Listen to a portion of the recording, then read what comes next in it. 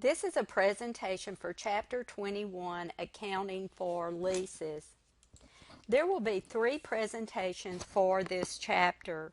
In the first presentation, we will be discussing the reasons why companies, both lessors and lessees, choose to lease items and leases that are accounted for as finance and sales type leases. In the second presentation, we will cover operating leases for both lessors and lessees under the new leasing standard and some special items that are involved in leases. In the last presentation, we will cover the first 2 appendices at the end of the chapter. In the first objective, we will cover the leasing environment that relates to leases. There are 2 parties to a lease, the lessor and the lessee. The lease is a contract that gives one party, the lessee, the right to use specific property owned by the lessor for a specific period of time. The largest group of leased equipment involves information technology, transportation, construction, and agriculture equipment. The reason that information technology is leased is mostly due to the risk of obsolescence. The reason that companies wish to lease rather than buy the other 3 items is mostly due to the cost. We will discuss this in more detail in the next slide. There are advantages to leasing that make it more attractive for lessees than purchasing the items that we saw in the last slide. One advantage is that leases can often be obtained without down payments and at fixed rates, which is preferable over variable rates.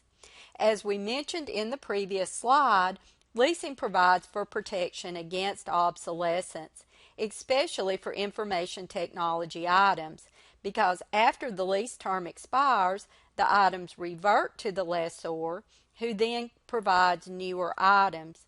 Leases often provide for more flexibility in terms than purchasing would, and under most circumstances is less costly. We will discuss the reasons for that in more detail in a future slide. These are the major players in leasing. Large financial institutions, such as shown, provide the majority of leases today.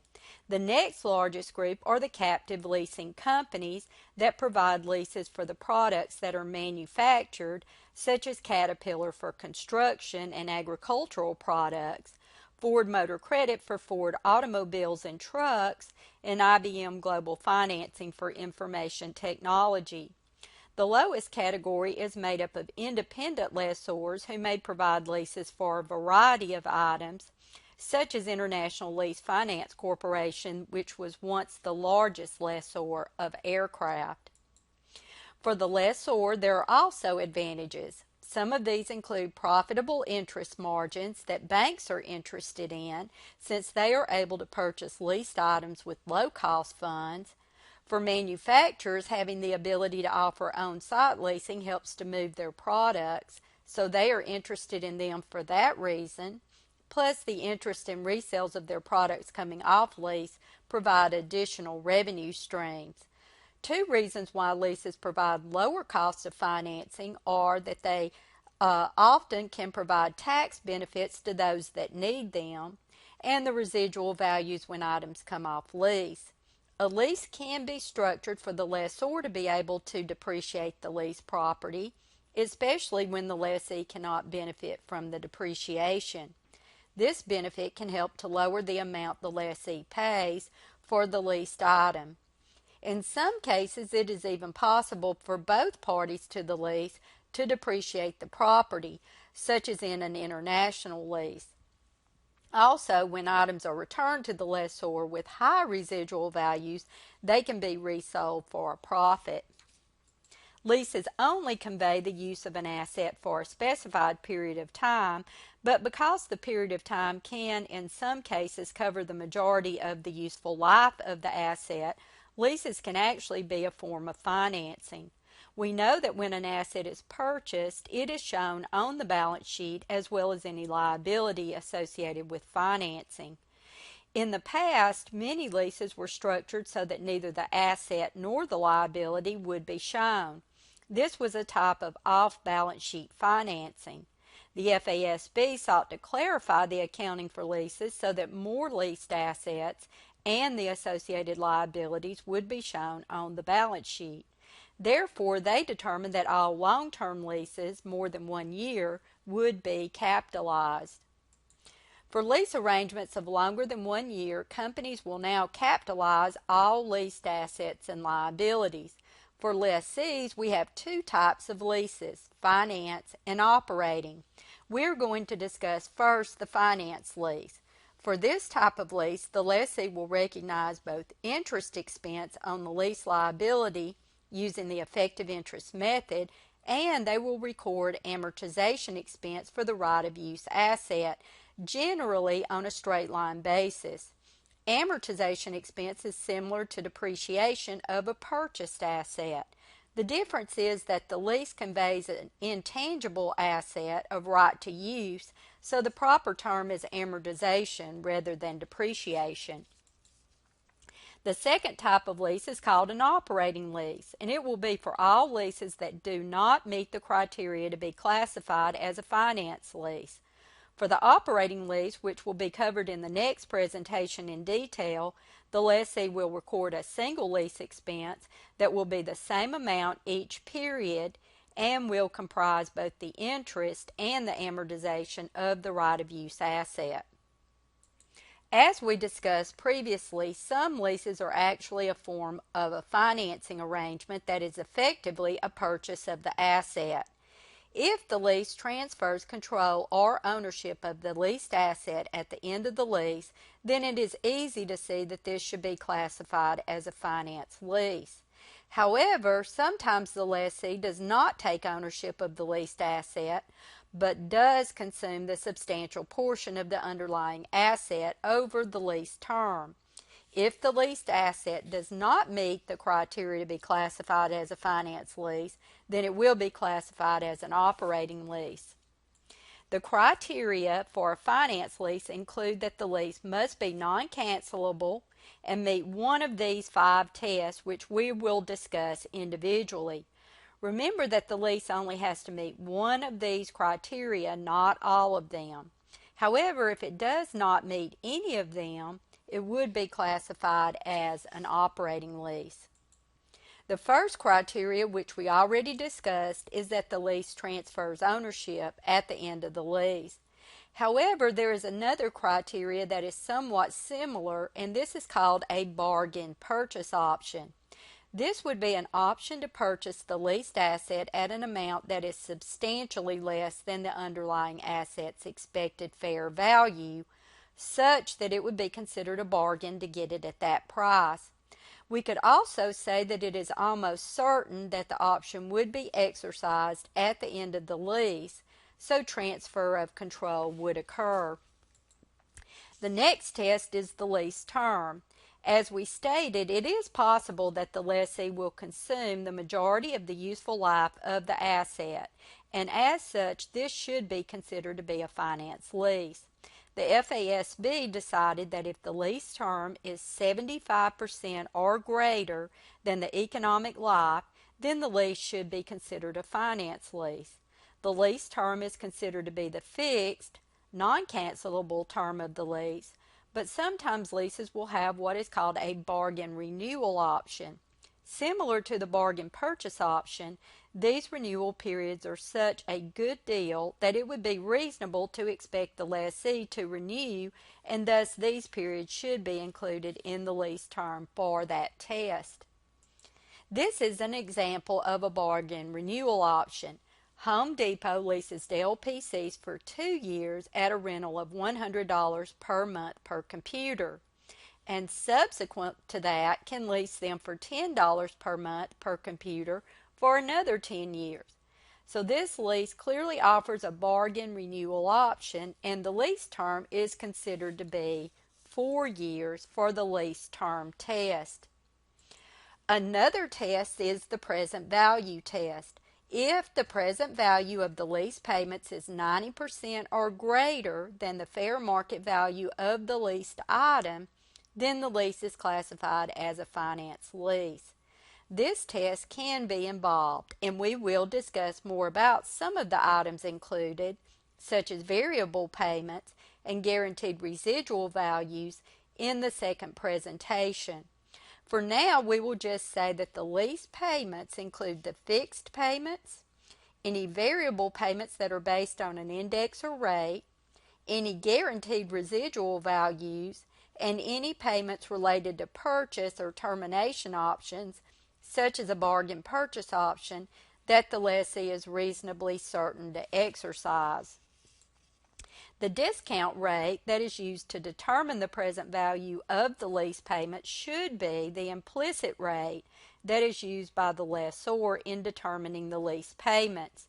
However, the lessee does not always know this rate or cannot calculate it because they don't know the unguaranteed residual value that the lessor has determined for the item when it comes off lease. If they don't know the rate, then they can use their own incremental borrowing rate. The last item is the alternative use test. If the item being leased is so specialized that when the item comes off lease, there will not be any other use for the item, then the lease would be considered to be a finance lease. In this section, we will now explain the accounting for finance leases for the lessee and sales type leases for the lessors. To illustrate lessee accounting for finance leases, we will study the accounting for the lease of a backhoe by Sterling Construction from Caterpillar Financial Services Corporation, a subsidiary of Caterpillar, starting on January 1st, 2020. These are the terms of the lease. It is non-cancelable and for 5 years with payments of $20,711.11 at the beginning of each year, which is an annuity due rather than an ordinary annuity. We will discuss this in more detail in future slides. Next, we see that the fair value of the backhoe is $100,000 and the estimated economic life is 5 years. There is a guaranteed residual value of $5,000. Sterling expects the backhoe to be worth more than that amount at the end of the lease. The lease contains no renewal options and reverts to Caterpillar at the end of the lease. Sterling's incremental borrowing rate is 5%, but it knows that Caterpillar used an implicit rate of 4% when it determined the lease payments. Sterling normally depreciates similar equipment that it owns on a straight line basis. This slide shows the finance lease criteria. We did not see any mention of a transfer of ownership, and there was no bargain purchase option, so those two criteria were not met. However, we see that the lease term is for 5 years, which is the same as the economic life, so it does meet the lease term test. It also meets the present value test because the present value of the lease payments and guaranteed residual value are exactly equal to the fair market value of the backhoe, which is $100,000. It does not meet the alternative use test because it will have residual value when it is returned to Caterpillar. Since it met 2 of the criteria and it only had to meet 1, this lease will be accounted for by Sterling as a finance lease. This shows the calculation of the present value of the lease payments, $95,890.35 by Sterling. They multiply the lease payments of $20,711.11 by the present value factor, 4.62990. Now, we need to talk about this present value factor. Since this is an annuity due, payments due at the beginning of the period rather than an ordinary annuity when payments are due at the end of the period, you will need to use Table 6.5 in your textbook to look up the factor for I equal to 4% and N equal to 5. If you are using your financial calculator, remember to change from end of the period annuities to beginning of the period. The directions will come with your calculator to tell you how to do this. For my calculator, they are on the back of the front cover. Otherwise, you use your calculator exactly the same to calculate present value. This slide shows the recording of the right-of-use asset and lease liability at the inception of the lease. They would debit right-of-use asset for $95,890.35 and credit lease liability for the same amount. Next, we record the first payment. Because the first payment is made at the inception of the lease, there is no interest due on this payment. Therefore, the entire lease payment, $20,711.11, is debited to lease liability and credited to cash. This is where the concept of the annuity due comes in. The first payment is made at the beginning of the period, therefore there is no interest on this payment. This is the amortization table for the lease for Sterling. Notice that the first payment is debited entirely to the lease liability at the inception of the lease. We will use this amortization schedule to record the accrual of the interest expense on the lease each December 31st, since the lease payments are all due on January 1st. This is the first interest expense accrual at the end of 2020. We debit interest expense for $3,007.17 and credit interest payable for the same amount. The interest is calculated by multiplying 4%, the implicit rate that is known by Sterling, times the lease liability after the first payment was made, $75,179.24. Notice there is some rounding involved in these amounts. Therefore, at the end of the lease, the last interest, $796.49, will be made to equal the amount that is going to be needed so that the lease liability is exactly zero at the end of the last payment. Next, we will need to record the amortization of the right-of-use asset for 2020. Sterling uses straight-line amortization, so we divide the $95,890.35 by 5 and get $19,178.07 of amortization expense per year. We debit amortization expense and credit right-of-use asset for this amount. This is Sterling's balance sheet and income statement as it relates to the lease transactions at the end of 2020. The remaining right-of-use asset after the first year of amortization, $76,712.28, is shown as a non-current asset. The $20,711.11 payment due on January 1st, 2021 is shown as a current liability, and the remaining lease liability of $57,475.30 is shown as non-current. The income statement would show the interest and amortization expense that was recorded. On January 1st, 2021, we would record or make the second lease payment and debit lease liability and cash for $20,711.11. Now, at the end of the lease, Sterling would either need to return the backhoe to Caterpillar as the lease requires, or they could possibly purchase it from them. The lease liability would have already been paid and the right-of-use asset completely amortized, so they would no longer be on the books at this time. If Sterling decided to purchase the backhoe, they would debit equipment and credit cash for $5,000 to put the equipment back on their books. Now we will discuss the lessor accounting for this same type of lease. If the lessor has substantially transferred control of the right-of-use asset to the lessee, then they will account for the lease as if it was a sale of the item. If it does not meet the criteria for a sales-type lease, which are about the same as for a finance lease, then the lessor will account for the lease as an operating lease. When the lessor has a sales-type lease, they will record a sale of the asset and a lease receivable, as well as eliminate the asset from their books. The lease receivable will be equal to the present value of the rental payments plus the present value of any guaranteed or unguaranteed residual value. To illustrate the accounting for a sales-type lease, we will use the same lease of the backhoe by Caterpillar to Sterling Construction for 5 years that we used for the finance lease. We are given some additional information about the cost of the asset to Caterpillar, which was $85,000. We are also told that collectability of the payments by Caterpillar is probable. In this slide, we see how Caterpillar determined the $20,711.11 lease payments due by Sterling. The fair value of the backhoe was $100,000.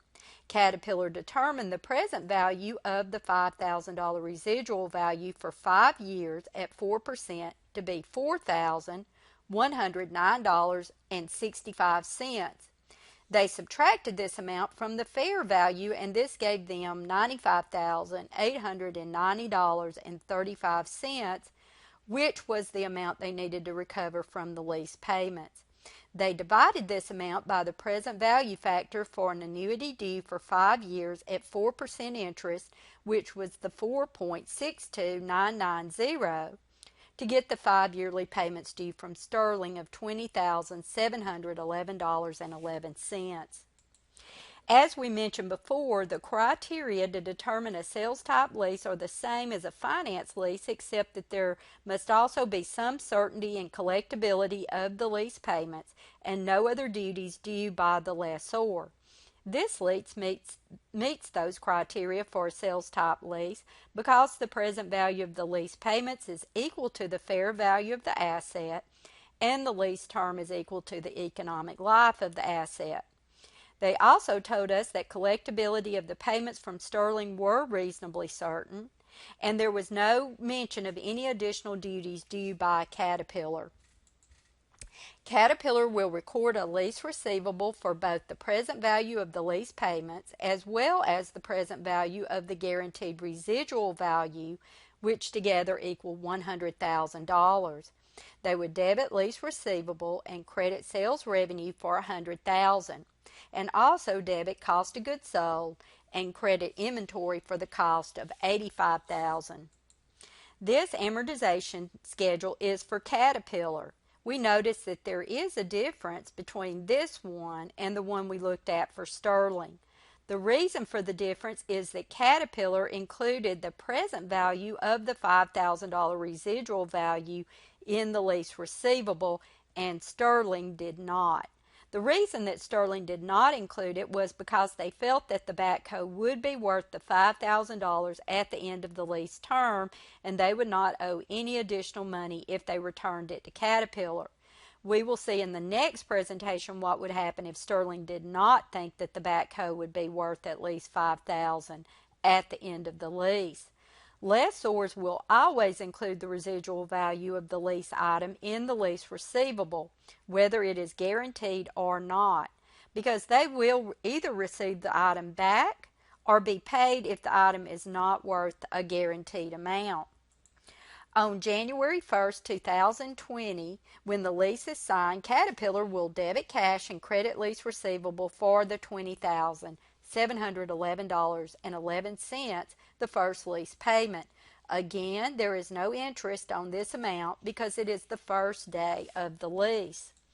On December 31st, 2020, Caterpillar will accrue the interest on the lease receivable by debiting lease receivable and crediting interest revenue for $3,171.56.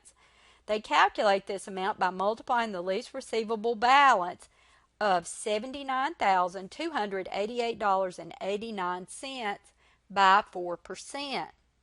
This is Caterpillar's balance sheet and income statement as they relate to the lease transactions at December 31st, 2020. The amount due on January 1st, 2021, $20,711.11 is shown as a current asset. The remaining amount, $61,749.34, is shown as non-current. The income statement would show sales revenue of $100,000, cost of goods sold of $85,000, and interest revenue of $3,171.56. On January 2nd, 2021, Caterpillar would record the receipt of the first payment by debiting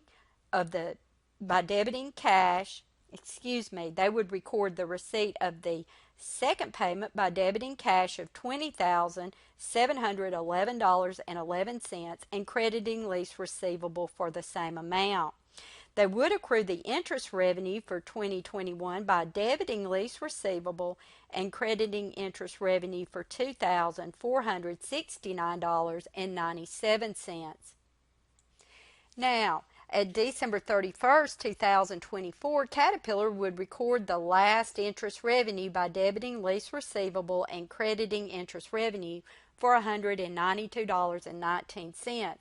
Again, it may be necessary to change this amount due to rounding so that the lease receivable will be zero.